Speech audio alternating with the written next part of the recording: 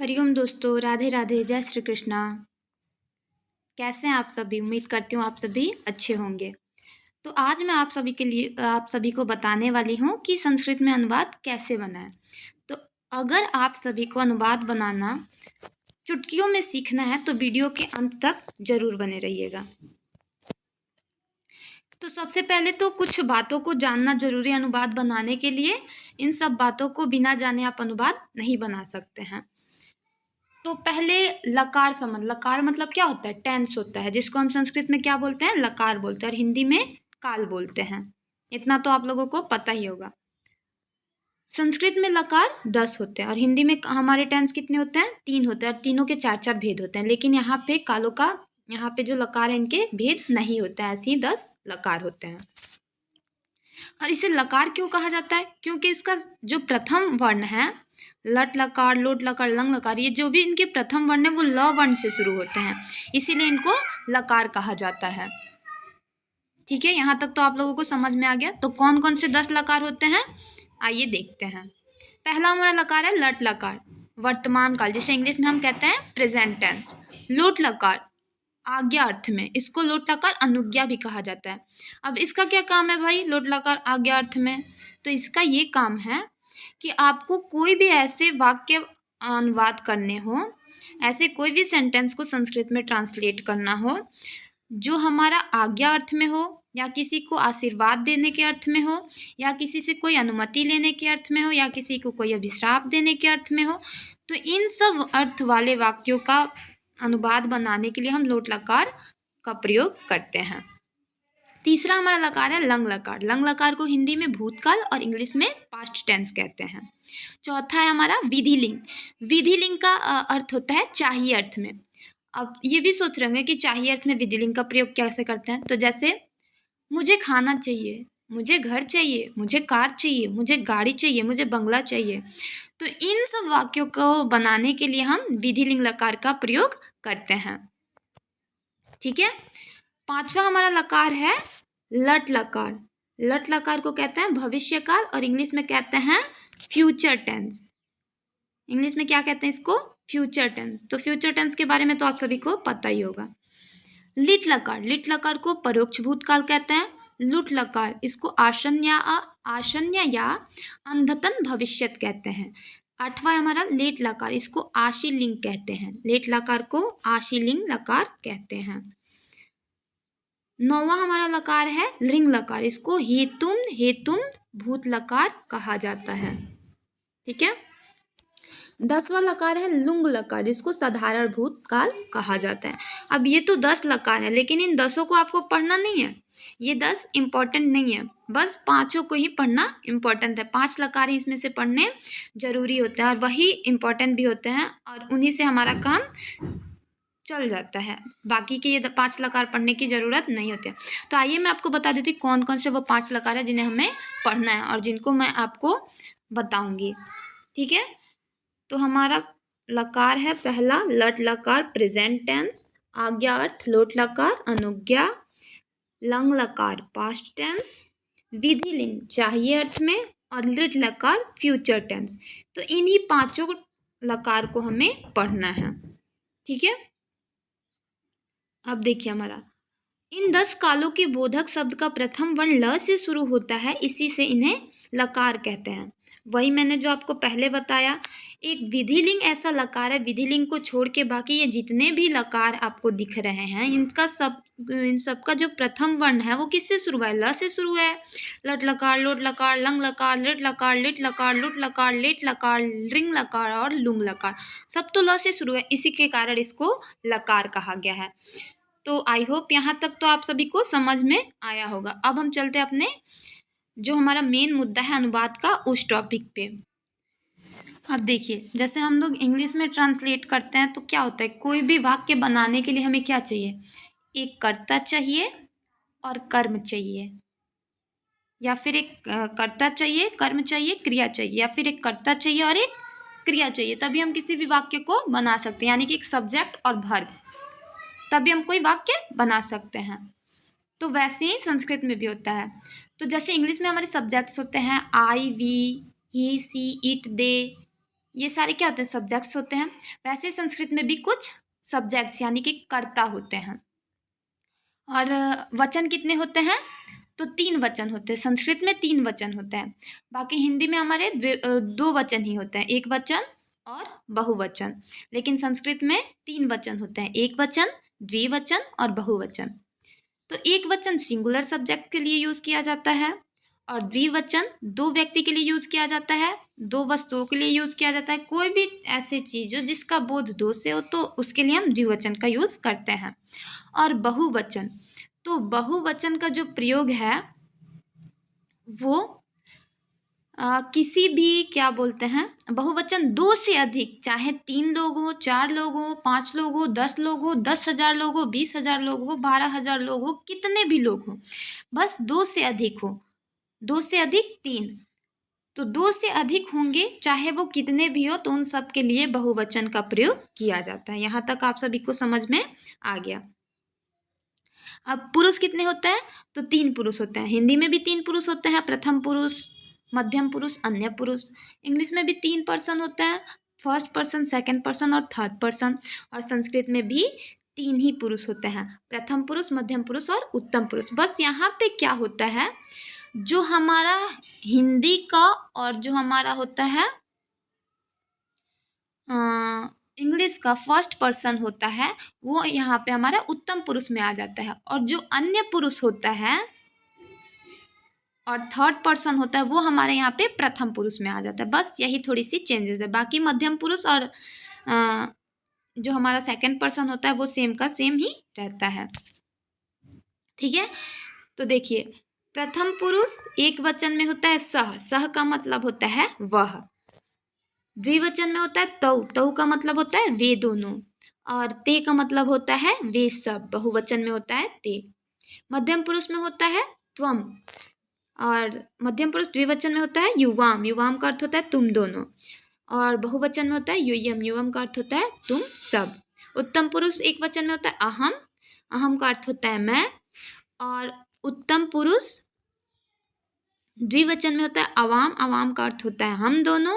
और बहुवचन का होता है बहुवचन उत्तम पुरुष एक बहुवचन में होता है वयम, वयम का अर्थ होता है हम सब। तो यहाँ तक तो सब क्लियर है, चलिए आगे।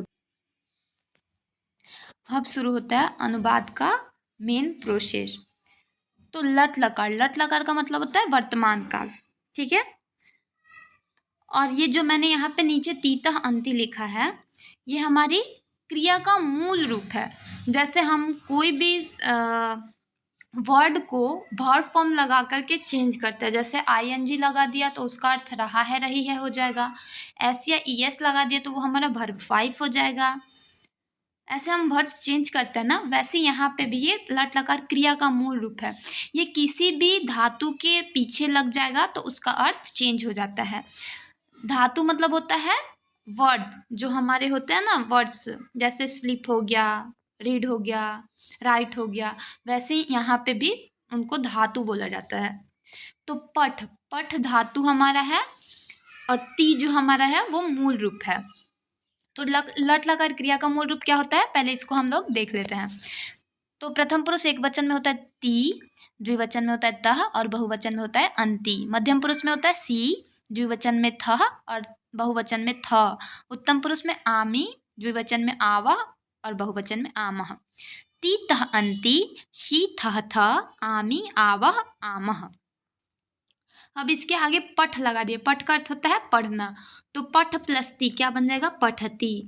पठ प्लस तह पठतः, पठ प्लस अंति पठंती, पठ प्लस सी पठसी, पठ प्लस था पठथः, और पठ प्लस थ पठथ। पठ प्लस आमी पठामी, पठ प्लस आवह पठावह, पठ प्लस आमह पठामह। यहाँ पे थोड़ी सी ओवर राइटिंग हो गई है, नीचे साफ क्लियर क्लियर है, वहाँ से आप लोग देख लीजिएगा। पठ धातु, पठ का अर्थ क्या होता है, पढ़ना। पठ का अर्थ होता है पढ़ना। ठीक है, तो कैसे रूप बनेगा, पठती पठत पठंती, पठसी पठथः पठथ, पठामी पठावा पठामह। ठीक है, एक बार और देखते हैं। पठती पठतः पठंती, पठसी पठथः पठथ, पठामि, पठावः, पठामः। अब आप लोग सोच रहे हैं कि इसका अर्थ क्या होता है। तो ती का अर्थ होता है। ती का क्या अर्थ होता है होता है। तो पठती यानी कि पढ़ता है। क्यों पढ़ता है? क्योंकि यहाँ पे एक वचन है, तो एक वचन हमेशा सिंगुलर होता है। तो यहाँ पे हम पढ़ते हैं ऐसा थोड़ी ना बोलेंगे, पढ़ता है बोलेंगे। अब जैसे राम खाते हैं ऐसा थोड़ी ना होगा, वह खाते हैं ऐसा थोड़ी ना होगा। क्या बोलेंगे? वह खाता है, राम खाता है, ऐसा ना बोलेंगे। तो इसलिए यहाँ पे पढ़ता है। अब द्विवचन, द्विवचन का अर्थ होगा पढ़ता का पढ़ते हैं। क्यों पढ़ते होगा? क्योंकि दो लोग अगर कोई काम करते तो वो हमारे क्या होते हैं? बहुवचन के जैसे यूज होते हैं। दो लोग हैं तो उसको हम क्या बोलेंगे? पढ़ते हैं। अब दो लोग यहाँ पे पढ़ने का काम करते हैं, जैसे राम और श्याम पढ़ता है, राम और श्याम पढ़ता है। क्या ये सेंटेंस सही है? ऐसा थोड़ी ना होगा। क्या होगा? राम और श्याम पढ़ते हैं, इसीलिए यहाँ पे पढ़ते हैं हो जाएगा। पठंती के लिए भी वही है, पढ़ते हैं। पठसी मतलब पढ़ते हैं। अब कोई मान लो तुम सिंगुलर हो या प्लूरल हो, तो उसके लिए हम ये थोड़ी ना बोलते हैं तुम पढ़ता है, ऐसा थोड़ी बोलते हैं। क्या बोलते हैं? तुम पढ़ते हो। तो त्वम पठसी, तो यहाँ पे पठसी जो है उसका अर्थ हो जाएगा पढ़ते हैं। पठथः पढ़ते हैं, पठथः पढ़ते हैं। यहाँ पे देखिए आपको ये चेंजेस जो यहाँ पे थोड़ी सी ये जो चेंज है इसको याद रखना है। कितने लोग समझ रहे होंगे कि यहाँ पे मैंने विसर्ग छोड़ दिया, लेकिन मैंने छोड़ा नहीं है, ऐसे ही होता है। पठथः द्विवचन होता है पठथः, और बहुवचन में होता है पठथ। अगर द्विवचन का हम कोई भी सेंटेंस बनाएंगे तो वहाँ पे विसर्ग रहेगा, और बहुवचन में बनाएंगे मध्यम पुरुष में तो वहाँ पे विसर्ग नहीं रहेगा। उत्तम पुरुष में होता है पठामी। पठामी का अर्थ होता है पढ़ता हूँ। अब जैसे मैं पढ़ता हूँ, मैं पढ़ता हूँ ही ना बोलेंगे, मैं पढ़ता है थोड़ी ना बोलेंगे, चाहे मैं पढ़ते हैं थोड़ी ना बोलेंगे, ये गलत है। सही क्या है? मैं पढ़ता हूँ। पठावह पढ़ते हैं, और पठामा पढ़ते हैं। तो यहाँ तक तो आप लोगों को समझ में आ गया होगा। आइए अब मेन जो हमारा टॉपिक है कि अनुवाद को चुटकियों में कैसे बनाएं, तो अभी मैं आप लोगों को चुटकियों में अनुवाद बना के दिखाती हूँ कि कैसे आप लोग चुटकी में अनुवाद बना। अब देखिए अनुवाद बनाने के लिए हमें क्या करना है। तो करना ये है कि हमारा कर्ता जिस पुरुष और जिस वचन का होगा, क्रिया भी हमें उसी पुरुष और उसी वचन की ले लेनी है। क्या बोला मैंने? कि कर्ता जिस पुरुष जिस वचन का होगा, क्रिया भी सेम उसी पुरुष और उसी वचन की होगी। समझ में आया क्या बोला? जैसे हमारा कर्ता है सह, तो सह हमारा कौन सा पुरुष कौन सा वचन है? तो स हमारा प्रथम पुरुष एक वचन है, तो क्रिया भी हम क्या करेंगे? प्रथम पुरुष एक वचन की ही लेंगे। ठीक है, क्रिया भी हम प्रथम पुरुष एक वचन की लेंगे अगर हमारा कर्ता प्रथम पुरुष एक वचन होगा। अगर हमारा कर्ता प्रथम पुरुष बहुवचन होगा तो क्रिया भी प्रथम पुरुष बहुवचन की ही होगी। यदि हमारा कर्ता उत्तम पुरुष द्विवचन का होगा तो क्रिया भी उत्तम पुरुष द्विवचन की ही लेंगे। समझ में आया यहाँ तक? अगर हमारा कर्ता मध्यम पुरुष द्विवचन की होगी तो क्रिया भी मध्यम पुरुष द्विवचन का ही लेंगे। यदि हमारा कर्ता मध्यम पुरुष एक वचन होगा तो क्रिया भी मध्यम पुरुष एक वचन की ही लेंगे। समझ में आया? जैसे त्वम, तुम पढ़ते हो, तो तुम के लिए क्या होता है? त्वम होता है। तो त्वम हमारा कौन सा पुरुष कौन सा वचन है? तो मध्यम पुरुष एक वचन है, तो क्रिया क्या लेंगे? सी लेंगे। तो तुम पढ़ते हो तो त्वम पठसी बन जाएगा। ठीक है, यहाँ तक तो समझ में आया। अब चलिए कुछ अनुवाद आप लोग बना के देखिएगा तो ये क्लियर हो जाएगा कि मैं क्या बताना चाह रही थी, यदि नहीं समझ में आया हो तो। ठीक है, तो यहाँ पर भी मैंने कुछ लिख दिया है कर्ता को, ताकि आप लोगों को अनुवाद बनाने में आसानी हो। सह तौ ते, त्वम युवाम यूयम, अहम अवाम वयम। ठीक है, सह मतलब वह, तौ मतलब वे दोनों, ते मतलब वे सब। ये आप लोगों को याद रहना चाहिए, तभी आप लोग अनुवाद बना सकते हैं। ठीक है, तो आइए हम लोग अनुवाद बनाना देखते हैं। पहला हमारा अनुवाद है वह पढ़ता है। अब वह का मतलब क्या होता है? वह का संस्कृत क्या होता है? सह। और जब हमारा सह प्रथम पुरुष एक वचन है तो क्रिया भी प्रथम पुरुष एक वचन की ही रहेगी, तो हमारा क्या बन जाएगा? सह पठती। समझ में आया? वह पढ़ता है, सह पठती। वे दोनों पढ़ते हैं, वे दोनों का संस्कृत क्या होता है? तौ। और पढ़ते हैं, तो हमारा कौन सा है? प्रथम पुरुष द्विवचन है, तो क्रिया भी हमारी प्रथम पुरुष द्विवचन की क्या हो जाएगी? तौ पठतः। ठीक है, आगे हमारा है वे सब पढ़ते हैं। वे सब पढ़ते हैं, तो वे सब का संस्कृत क्या होता है? ते। सहतौ ते होता है ना वे सब का संस्कृत। और ते हमारा कौन सा है? प्रथम पुरुष बहुवचन है, तो क्रिया भी प्रथम पुरुष बहुवचन की अंति हो जाएगा। तिक्तः अंति होता है बहुवचन में, तो क्या बन जाएगा? ते पठन्ति। अब हमारा है तुम पढ़ते हो। तुम पढ़ते हो, तो तुम का क्या होता है संस्कृत? त्वम। और पढ़ते हो पठसी। पठसी क्यों हुआ है? क्योंकि ये हमारा त्वम जो है वो मध्यम पुरुष एक वचन है, तो पठसी हमारा जो क्रिया है वो भी मध्यम पुरुष एक वचन का है, इसीलिए यहाँ पे मध्यम पुरुष एक वचन होगा, तो हमारा रूप बन जाएगा त्वम पठसी। रूप नहीं, अनुवाद बन जाएगा त्वम पठसी। तुम दोनों पढ़ते हो। तुम दोनों पढ़ते हो, तो युवाम पठतः। अब युवाम पठतः क्यों हो गया? क्योंकि यहाँ पे तुम दोनों जो है वो मध्यम पुरुष द्विवचन है, तो क्रिया भी हमारी मध्यम पुरुष द्विवचन ही होगी, इसीलिए बना है युवाम पठतः। समझ में आया यहाँ तक? अब आगे हमारा अनुवाद है मैं पढ़ता हूँ। मैं कौन सा है? उत्तम पुरुष एक वचन, तो मैं का संस्कृत होता है अहम। मैं का संस्कृत क्या होता है? अहम। और उत्तम पुरुष एक वचन में लट लकार क्रिया का मूल रूप क्या होता है? आमी। तो क्या बन जाएगा? हम पठामी। समझ में आया? हम दोनों पढ़ते हैं, अवाम पठावह, और हम सब पढ़ते हैं, तो हो जाएगा हमारा वयम पठामह। तो आई होप आप लोगों को समझ में आया होगा। अभी मैं थोड़े से आपको होमवर्क्स देती हूँ, आप लोग घर पे प्रैक्टिस कीजिएगा, तो अनुवाद बनाना आप लोगों को कंफर्म आ जाएगा। तो कुछ पहले प्रैक्टिस आप लोग घर पे जब तक नहीं करिएगा तब तक आप लोगों को अनुवाद बनाने नहीं आएगा। तो यहाँ पे मैंने लिख धातु भी लिखा है, लिखती लिखता लिखंती, लिखसी लिखता लिखता, लिखामी लिखावा लिखामह। लिख धातु का अर्थ होता है लिखना।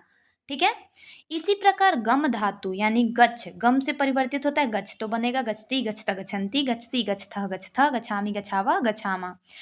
फिर हंस धातु है, हंस का अर्थ होता है हंसना, तो बनेगा रूप हस्ती हंसता हसंती, हंससी हंसथा हंसथा, हसामी हसावा हसामह। रुद, रुद का अर्थ होता है रोना, तो बनेगा रुद्यति रुद्यतः रुद्यन्ति, रुद्यशी रुद्यसा रुद्यथा, रुद्यामे रुद्यावा रुद्यामः। और खाद्य धातु, खाद्य का अर्थ होता है खाना, तो बनेगा खाद्यति खाद्यतः खाद्यन्ति, खाद्यशी खाद्यथः खाद्यथः, खाद्यामि खाद्यावा खाद्यामः। वद धातु, वद का अर्थ होता है बोलना, तो वदति वदतः वदन्ति, वदसी वदथः वदथः, वदामि वदावः वदामः। इसी प्रकार और भी धातुएं होते हैं जिनको हम लट लकार क्रिया के मूल रूप में जोड़ के उसका रूप बना लेते हैं, और तब हम वाक्य बना के उसका प्रयोग करते हैं। ठीक है, यहाँ तक तो आप लोगों को समझ में आ गया। अब देखिए गृह कार्य यहाँ पे मैंने दिया है अनुवाद। जैसे पहला हमारा है वह जाता है, जिसको मैंने बना के बताया वह जाता है, तो क्या बनेगा? सह गच्छति। वह जाता है तो बनेगा सह गच्छति। क्यों सह गच्छति हुआ? क्योंकि ये हमारा प्रथम पुरुष एक वचन है, तो क्रिया भी प्रथम पुरुष एक वचन की ही होगी। बस यही ध्यान में रखना है कि हमारा कर्ता जिस पुरुष जिस वचन का होगा, क्रिया भी सेम उसी पुरुष उसी वचन की ले लेनी है, हमारा अनुवाद बन के तैयार हो जाएगा। इतना ही बस काम करना है। कर्ता जिस पुरुष जिस वचन का हो, क्रिया भी उसी पुरुष उसी वचन की लेके हमको अपना अनुवाद एकदम चुटकियों में बना लेना है। ठीक है, वैसे यहाँ पे वह बोलता है। अब बोलना का क्या होगा? वद, वद धातु से बोलता है, वद धातु से बनता है बोलना, तो वह बोलता है, तो वह हमारा प्रथम पुरुष एक वचन है, तो क्रिया भी क्या हो जाएगी? प्रथम पुरुष एक वचन की हो जाएगी, तो वद से क्या बन जाएगा? वदती, तो हो जाएगा सह वदती। ठीक है, वे दोनों हंसते हैं, वे सब गाते हैं, तुम लिखते हो, तुम दोनों खाते हो, तुम सब हंसते हो, मैं जाता हूँ, मैं आता हूँ। अब देखो देखिए मैंने यहाँ पे आना का नहीं बताया था कि आना का संस्कृत क्या होता है, तो आना का होता है आगच्छति, लेकिन यहाँ पे मैं है तो इसीलिए मैंने आगच्छामि लिखा है। तो आपको क्या करना है? अहम आगच्छामि। ठीक है, हम दोनों पढ़ते हैं, हम सब पढ़ते हैं। पढ़ धातु को तो मैंने बताया ही, पढ़ती पढ़ता पठंती, और बाकी यहाँ पे मैंने लिख भी दिया, आपको ऐसे ही बना लेना है सबको, और फिर इस अनुवाद को बनाना है ताकि आपकी प्रैक्टिस हो जाए। अब आप लोग आई होप अनुवाद बनाना सीख गए होंगे कि अनुवाद कैसे बनता है। तो धन्यवाद वीडियो के अंत तक बने रहने के लिए, और सभी को दिल से शुक्रिया। राधे राधे, जय श्री कृष्ण।